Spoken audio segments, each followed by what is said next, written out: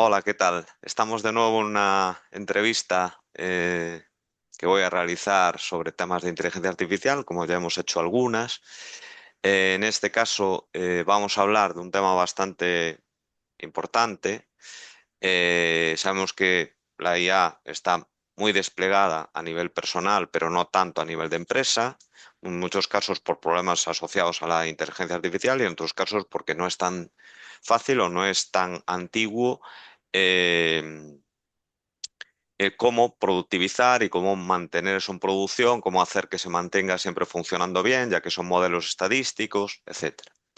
Por lo tanto, hoy vamos a hablar de un tema que es el Machine Learning Ops o el MLOps, con una persona que tengo aquí, que es Juan Ángel Ferreiro. Juan Ángel es responsable de datos de Luquia.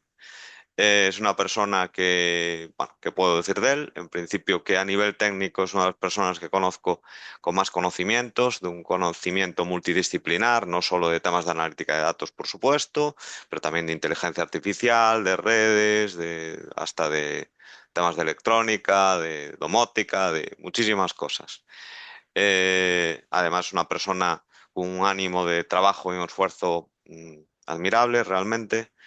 Y bueno, y además, como he dicho alguna vez, es una buena persona, un buen tipo, que eso es más difícil de encontrar que todo lo demás, que lo demás se estudia en libros y en la práctica. Entonces vamos a, bueno, una vez introducido, pues vamos a hacerle la primera pregunta a Juan, ¿no? Y lo primero que debemos saber, existe, todos conocemos DevOps, y ahora aparece no hoy ni hace un año, pero aparece MLOps, no solo para redes neuronales, sino para todo lo que es el ámbito del Machine Learning. Y entonces la primera pregunta es ¿qué debemos o cuáles son las diferencias? ¿Es lo mismo DevOps que MLOps? ¿Cuáles son las diferencias si es que existen? Eh, Realmente yo creo que es importante conocer si es que esas diferencias existen. Bienvenido, Juan.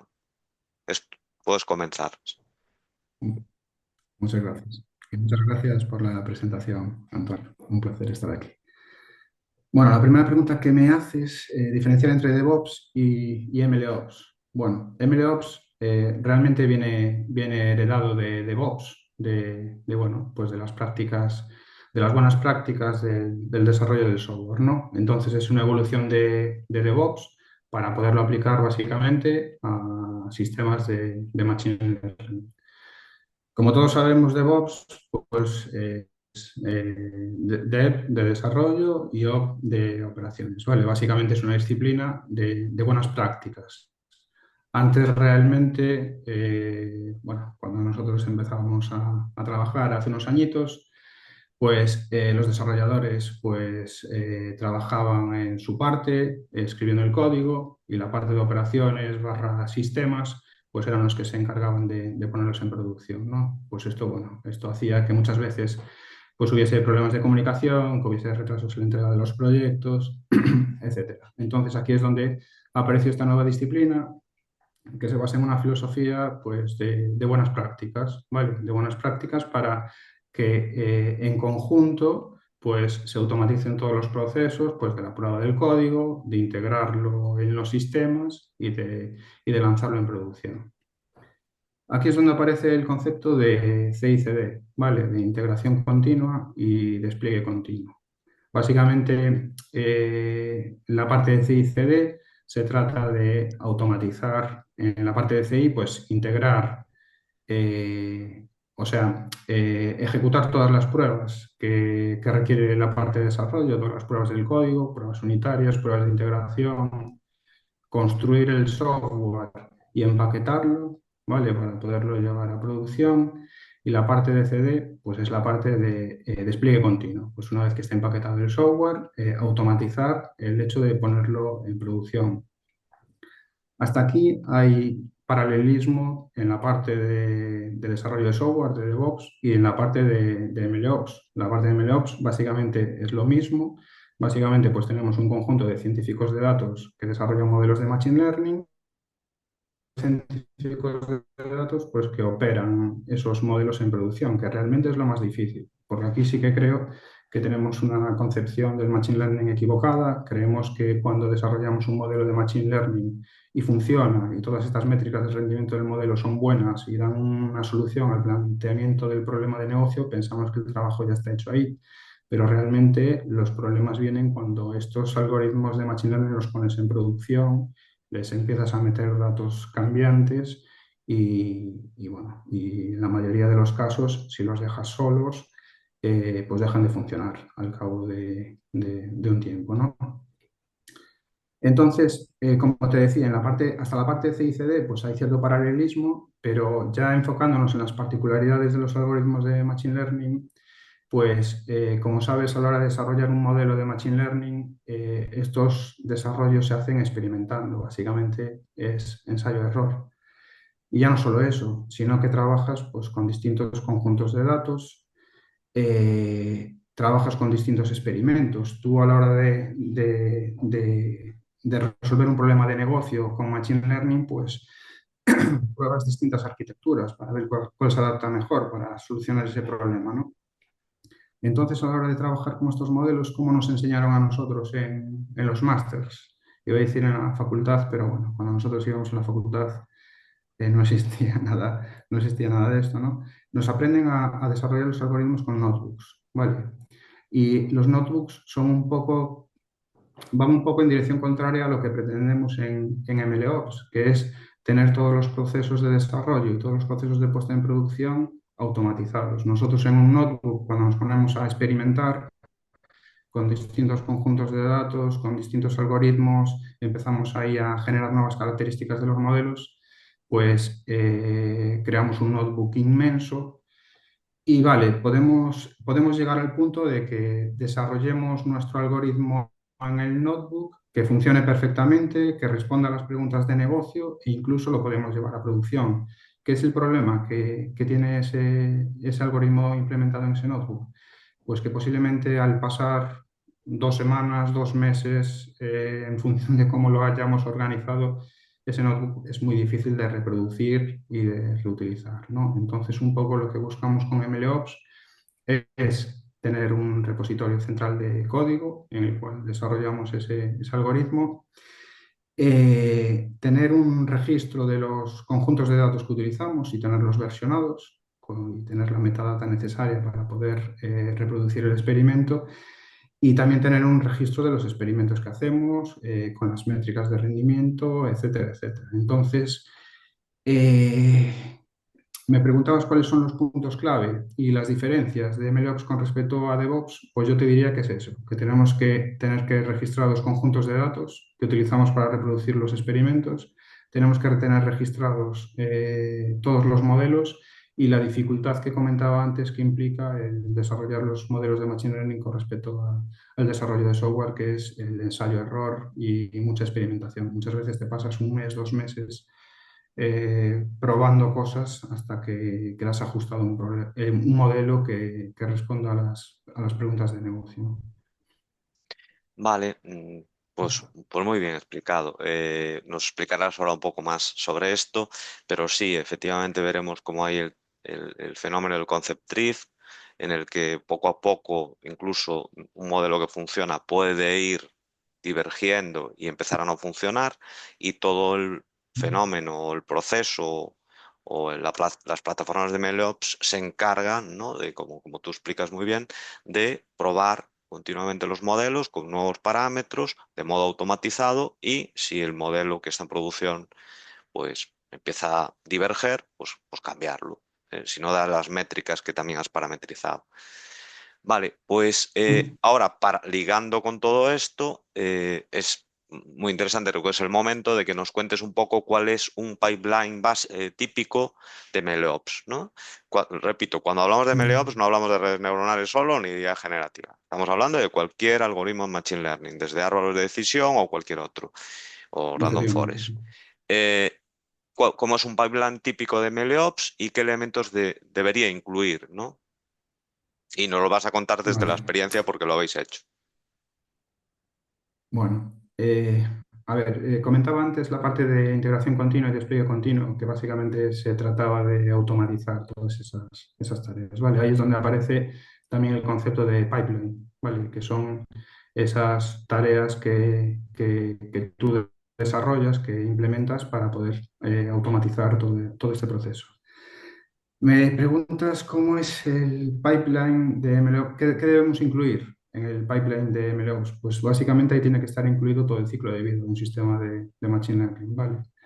Desde la extracción de los datos de una o varias fuentes. Aquí comentar que cada paso del pipeline pues tiene que ser individual, se tiene que poder ejecutar de manera individual y como comentaba antes, tiene que ser reutilizable, se tiene que poder reproducir. Eh, vale, comentaba el primer paso, la extracción de los datos de una o varias fuentes, ¿vale? El pipeline después, como siguiente paso, pues tiene que hacer un análisis de esos datos y tiene que limpiar esos datos, ¿vale?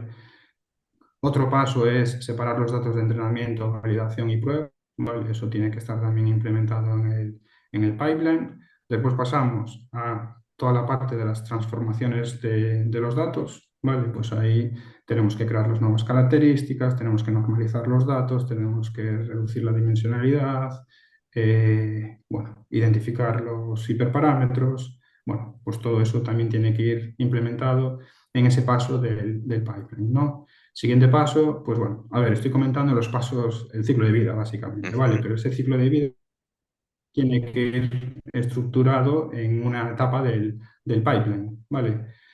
El siguiente paso sería el entrenamiento de modelos ya como tal, ¿vale? Donde, pues ahí lo que decía antes, en esa parte de experimentación, pues probamos las distintas arquitecturas que, como tú bien decías, pues que pueden ser un árbol de decisión, una regresión lineal, una red neuronal lo más simple posible o todo lo compleja que lo queramos montar. Entonces probamos esas distintas arquitecturas, vemos cuál se ajusta más a nuestro problema, definimos los hiperparámetros, características y después como último paso del pipeline pues tenemos que ver la evaluación del modelo, ¿vale? Con esos datos de test y ver si las métricas de rendimiento pues son lo que esperamos del modelo.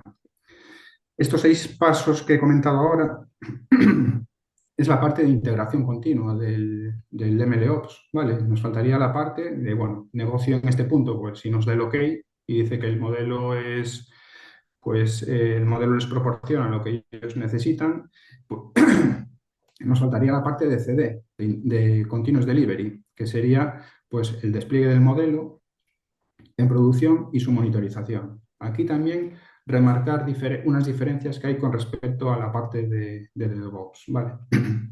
Con respecto al despliegue del modelo, en MLOps hay un concepto que se llama, bueno, es CICD y CT, ¿vale? Ese CT es el Continuous Training, que es lo que comentabas tú antes, Antonio, del drift de los modelos, básicamente, pues, y lo que decía yo antes también, que los datos en producción están cambiando constantemente y que se puede producir ese fenómeno perfectamente. Entonces, en nuestro pipeline, en la parte de Continuous Delivery, tiene que ir integrado ese Continuous Training, ¿vale? Tener unos detonantes, pues que si los datos cambian, pues tener que poder reejecutar todo el pipeline para poder volver a entrenar el modelo y que el modelo se pueda adaptar de manera automática en producción para adecuarse a a esos nuevos datos, ¿vale? Y después otro paso también importante y que en la parte de CD y que también creo que difiere un poco de la parte de DevOps es que nosotros tenemos que monitorizar el modelo. En la parte de DevOps también hay una parte muy importante de monitorización, de telemetría de las herramientas, ¿no? Pero nosotros en la parte de monitorización del modelo tenemos que estar también monitorizando los datos. Tenemos que tener esas métricas de negocio que nos indiquen si los datos cambian con el tiempo o no cambian y ser conscientes de si hay mucha variabilidad en nuestros datos. Y eso tiene que correlacionar pues con las métricas que nos va dando también en esta monitorización los modelos, ¿vale? Entonces, bueno, pues de alguna forma te comenté un poco qué es lo que debe incluir, pues incluyendo todos estos pasos del pipeline de integración continua, más la parte de despliegue continuo. Esto debe ir todo junto, ¿vale? Debe ir todo junto. Si quieres, Después cuando... también Sí, sí, comentar continúo. que, Perdona, perdona. ¿Sí? Sí, sí. Perdona, perdona, que te nada, interrumpí. quería comentar que no, el nivel de madurez de MLOps, estuve buscando también información acerca de eso, ¿vale? Y no hay un estándar ISO que te refleje, pues, en qué nivel de madurez de MLOps estás. Pero sí que hay dos modelos de referencia, que son el de Google y el de Microsoft, ¿vale? Que te indican claramente un poco, bueno, el de Google es así un poco el que más Eh, el que más sigo yo,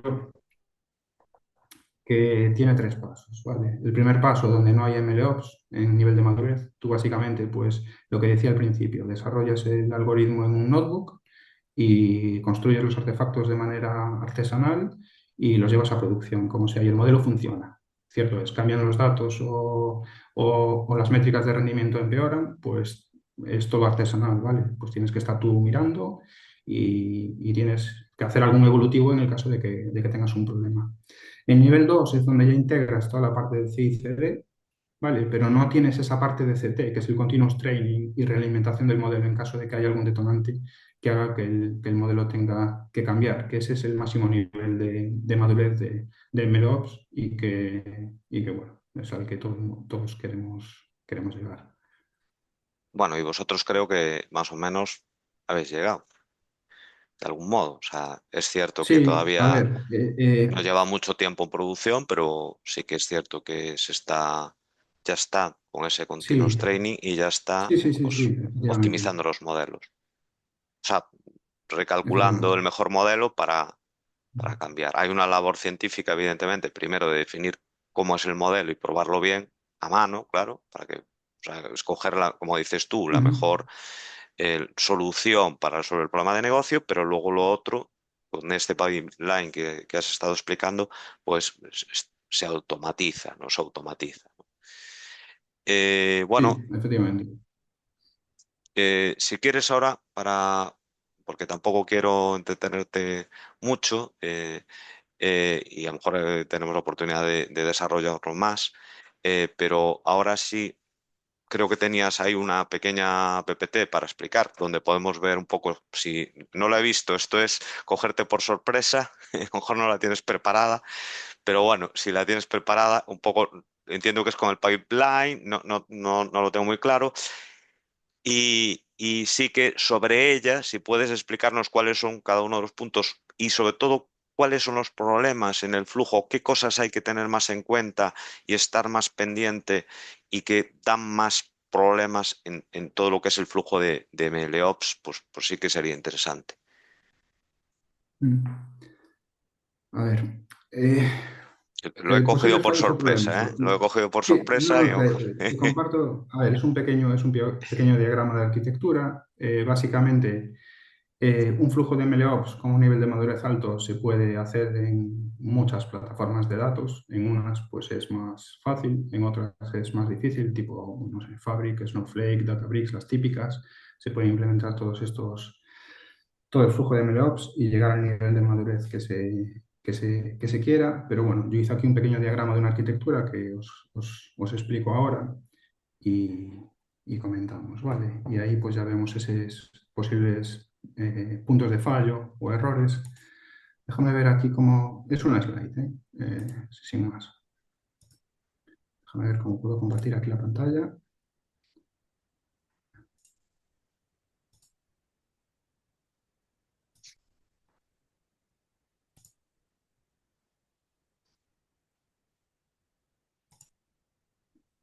Vale. Avísame si ves, Antonio. Sí, sí, yo veo, sí. Mira, aquí básicamente, esto más o menos es lo que estuve comentando hasta ahora, ¿vale? En las dos preguntas que me hiciste anteriormente. Aquí tenemos el pipeline, ¿vale? Donde básicamente lo que hacemos es reproducimos el ciclo de vida de un sistema de machine learning convencional, ¿vale? Donde todas las etapas, esos pasos que comentaba anteriormente, pues están aquí. La gestión de los datos, el procesamiento del modelo, la evaluación del modelo y después la parte de CD, que es el promocionar ese modelo a producción, ¿vale? O moverlo entre los distintos entornos. Aquí un poco pues tenemos los componentes de una arquitectura de MLOps, ¿vale? Donde tenemos un pipeline que es el orquestador. Este orquestador pues básicamente se encarga de poder ejecutar pues todas estas etapas de los procesos, como comentaba antes. Es muy importante para no tener problemas, que estos sean reutilizables y que se puedan ejecutar de manera independiente, ¿vale? Eh, la parte de monitorización, comentaba también antes que es muy importante. Tenemos que estar en todo momento evaluando los modelos y tenemos que estar monitorizando cómo funcionan los artefactos que ejecutan el modelo, ¿vale? La parte también súper importante que diferencia mucho con la parte de DevOps, que es tener versionados los datasets, tener versionados los modelos y poder ir viendo esas métricas que hacen que los modelos pues, no se degraden, poder ir monitorizando que los modelos no se degraden, ¿vale? Y de alguna forma, pues aquí tener representados los principales componentes para poder tener una arquitectura de MLOps. Sí, aquí estoy viendo que casi muchos componentes, si quieres nos puedes contar que aún Sí. tenemos algo de tiempo, que aparecen por aquí de monitorización, como Grafana, Prometheus bueno, las bases de datos, etcétera, pero veo aquí un componente que es el componente no básico de MLOps, que es el MLflow, ¿no? El Ujú. componente gratuito. Nada, si quieres comentarnos un poco, pues cada una de las partes continúa, si quieres. Sí, a ver, todos los componentes, estos son componentes de ejemplo, como decía antes, en otras plataformas de datos tipo Fabric, Snowflake, Databricks, pues tienes otras herramientas que ya integradas que básicamente pues también te permitirían pues poder establecer un ciclo completo de ML. Pues vale, aquí a modo de ejemplo pues puse algunas tecnologías, pues en el caso de monitorización y telemetría, pues bueno, el stack de Grafana y Prometheus, que es bastante común. En la parte de los artefactos de despliegue de los modelos, pues principalmente están orquestados con Kubernetes y como decías tú, la parte de MLflow, que es el Model Registry, aunque bueno, aquí también incluimos la parte del versionado con Git de los conjuntos de datos, ¿vale? Que los almacenamos en un minio. Pero como tú decías, el MLflow es muy importante, ¿vale? Porque aquí en el MLflow tenemos todos los parámetros. Bueno, cuando creamos un modelo de Machine Learning, aquí básicamente lo que hacemos es configuramos todos los experimentos, todos estos experimentos quedan registrados en MLflow y aquí, pues bueno, se definen todas las métricas y todos los parámetros del modelo, ¿vale? Una vez que tenemos todos estos experimentos creados, pues básicamente en el primer despliegue que hacemos del modelo, pues lo ponemos en producción, ¿vale? Promocionamos el modelo, se pone en producción sobre Kubernetes y bueno, y aquí este modelo pues ya empieza, por un lado, lo que decía antes, consumir KPIs de negocio para ver de qué forma pues los datos son altamente cambiantes o son unos datos, bueno, para ir analizando esas métricas de negocio y ver que los datos con los que hemos entrenado el modelo pues siguen siendo válidos y por otro lado pues estar evaluando continuamente el modelo que tenemos en producción con los datos nuevos que van apareciendo, ¿vale? Entonces aquí tenemos unos triggers que son unos detonantes que hacen que el pipeline se esté ejecutando continuamente, que es lo que decía antes en la parte de Continuous Delivery, de la parte de CT, de Continuous Training, ¿vale? Y esto, Entonces, estos... aunque es una Sí, pregunta que te coge de sorpresa, pero esto de algún modo se promoce, si se ve un cambio en el comportamiento con los datos claro. nuevos, etcétera, y hay una versión de experimento que funciona mejor, se automáticamente pasaría a producción. Claro, aquí lo que te decía de estos detonantes, básicamente en la parte del timer, pues tú decides este pipeline, si lo estamos ejecutando diariamente, semanalmente, bueno, eso depende un poco del Ujú. modelo del caso de uso de negocio. Después estamos constantemente analizando la evaluación, viendo esas métricas de rendimiento del modelo y ahí se definen unos umbrales y en el momento que esos umbrales se cumplan o se vean superados, pues aquí es donde puede pasar a, bueno, se ejecutan los pipelines efectivamente y cuando aquí tenemos unos umbrales y tenemos unas métricas que son mejores que el modelo que tenemos en producción, pues esto efectivamente pues promociona a producción automáticamente, ¿vale? Aquí este pipeline es lo que comentaba antes de la parte de CI. Aquí están pues el ciclo de vida de la extracción de los datos, la limpieza, el entrenamiento del modelo y la evolución, ¿vale?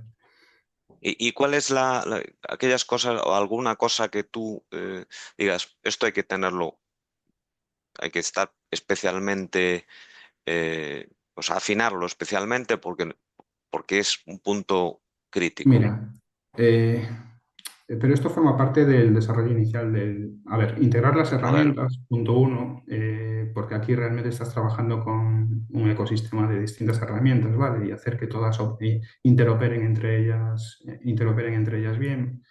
Y como segundo punto, básicamente, cada algoritmo de Machine Learning pues, es un caso de uso de negocio distinto, ¿vale? Entonces, aquí hay parametrización en la parte de los detonantes que hacen que se ejecute, como te decía antes, el pipeline. Pues hay modelos que con ejecutarlos una vez al mes es suficiente y hay otros que sí que necesitan pues, que se estén todos los días reentrenando, ¿vale? Todos esos modelos que se reentrenan quedan aquí guardados en este almacenamiento de MLflow. Y aquí es un poco donde tenemos todas las métricas de esos modelos y vemos realmente si estas métricas mejoran el modelo o no lo mejoran para pasarlo a producción. Realmente los puntos clave pues es estos detonantes, setear estos detonantes, ¿vale? Tener aquí también en la parte de Entiendo que negocio. esos detonantes son los umbrales en los cuales, ¿no? Se cambia, eh, se activa el proceso. ¿O a qué Sí, te sí, refieres? pues imagínate que tenemos un algoritmo de segmentación de clientes, nuestro target de clientes pues están en un rango de edades de 30 a 40 años y de repente una campaña de marketing pues hace que todos nuestros clientes sean mayores de 55 años, ¿no? Pues Ujú. nosotros aquí realmente en las métricas de negocio que estamos monitorizando constantemente, pues ya deberíamos de ver ese cambio de patrón de comportamiento en los datos, ¿vale? En esas métricas de negocio. Ya empezamos a ver que nuestros clientes son todos, bueno, que no están dentro de esos rangos que teníamos anteriormente, ¿vale? Entonces, pues aquí se activaría un detonante de New Data, ¿vale? Que haría pues que el modelo, pues que se ejecutase el pipeline, ¿vale? Y que el modelo, si cumple los umbrales que están aquí definidos en las métricas del modelo, pues que ya promociona automáticamente a producción. Entiendo que esos umbrales mantendrán un margen suficientemente grande para que no esté cambiando el modelo continuamente. Sí, sí, sí, correcto. Esos, Sí, o sea, fijar esos umbrales, aparte claro. de lo que dices tú, de lanzar las dos Mm. cosas, son importantes porque si no podrías estar como un sensor de temperatura, saltando continuamente y Efectivamente, metiéndote ahí cargas sí. Esa parametrización energéticas. inicial de los primeros momentos de vida del algoritmo, pues es igual, es lo de las cosas más que hay que tener más sensibilidad.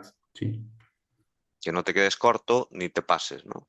Que no estés efectivamente. saltando continuamente, pero tampoco que si hay un cambio no varíe. Sí, Bueno, pues no sé si... Bueno, gracias en primer lugar por todo lo que nos has contado y además este esquema es pues, muy bueno y es muy expresivo. Aquí puedes ver todo y realmente estamos hablando de un pipeline que está en producción, que está funcionando. El otro día estuve hablando también con persona de tu equipo que está muy ujú, metida y realmente que esto está funcionando perfectamente. Y no creo que haya muchos en España funcionando así. Entonces, no, nada, sí, darte las gracias y nada, pues espero que nos veamos pronto de nuevo. sí, precisamente el lunes seguramente nos veamos. Bueno, cuídate. Venga, Vea, Antonio, pues muchas Paro, gracias.